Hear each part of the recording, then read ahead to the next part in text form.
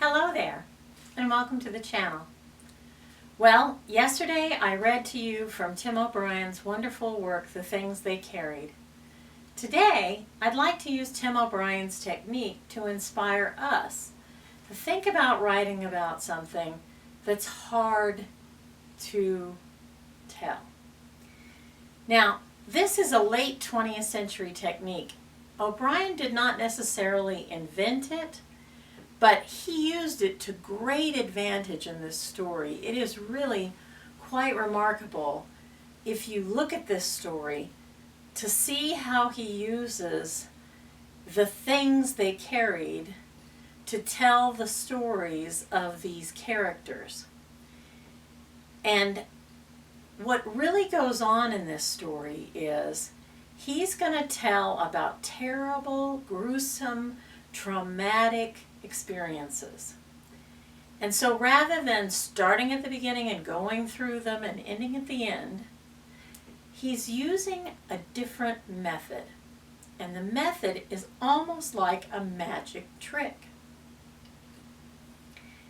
He's using cool expertise adjacent to the trauma to give us glimpses of the trauma through the text, so that as we read, we begin to create this story. But the expertise allows him to vary the time and shift the focus so that it isn't as brutal as it would be if he approached it another way. It's almost as if his point of view character, Jimmy Cross, is being valued through the narration and being gently dealt with because the trauma of this time is triggering for him and dangerous for him. But if you just talk about the weight of each thing they carried, you begin to kind of create this misdirection, which allows you the magic of examining this trauma.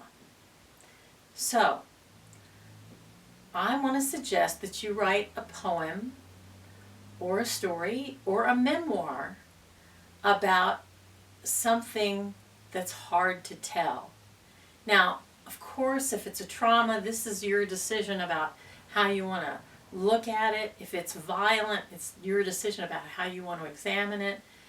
It could be something much lower stakes than what Jimmy Cross was dealing with, and that is this war that he was in. But it's a way of doing it that's interesting.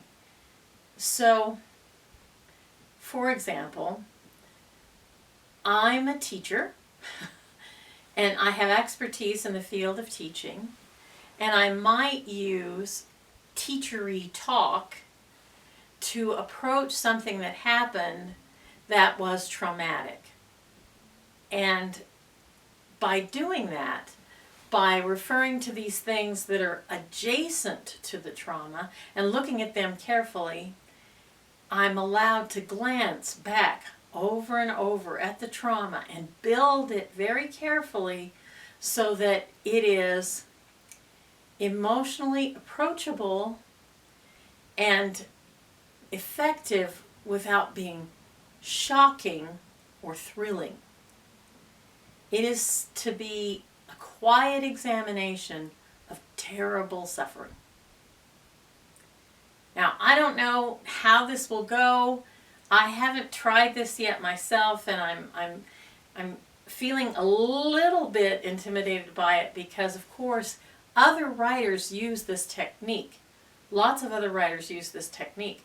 The modernists of the late 19th century and early 20th century invented this technique, really.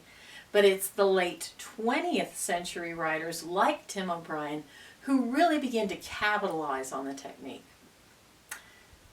So, good luck with your efforts, and I hope you see me again, you gorgeous people.